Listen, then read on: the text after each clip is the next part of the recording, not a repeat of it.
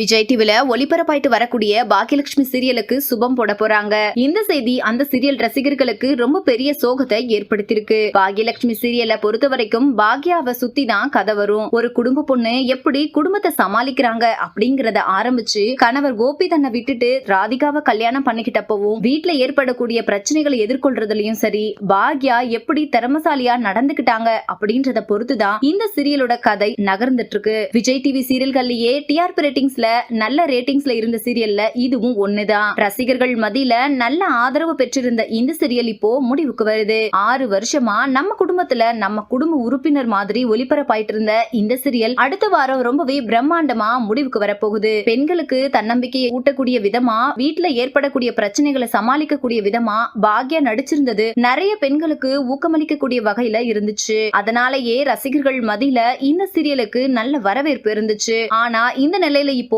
இந்த சீரியல் முடிவுக்கு வரப்போகுது. இந்த சீரியல்ல நடிச்ச நடிகர் நடிகைகள் அவங்களோட வருத்தங்களை பதிவு பண்ணிட்டு வராங்க. அதே மாதிரி இந்த சீரியல் முடிய போறத நினைச்சு இந்த சீரியல் ரசிகர்களும் ரொம்பவே சோகத்துல இருக்காங்க. இந்த சீரியலோட கிளைமேக்ஸ் எபிசோட்ல இனியாவுக்கும் கஸ்தூரி மகன் ஆகாஷ் அவர்களுக்கும் கல்யாணம் பண்ணி வச்சு எண்ட் கார்டு போட போறாங்க. இந்த வீடியோவை பார்த்துட்டு இருக்கிற நீங்க பாக்யலட்சுமி சீரியல் முடிய போறத பத்தி நீங்க என்ன நினைக்கிறீங்க அப்படின்னு மறக்காம கமெண்ட் செக்ஷன்ல கமெண்ட் பண்ணுங்க. மேலும் இது போன்ற இன்ட்ரெஸ்டிங்கான அப்டேட்ஸ் தெரிஞ்சுக்கொள்ள நம்ம சேனலை மறக்காம சப்ஸ்கிரைப் பண்ணிக்கோங்க.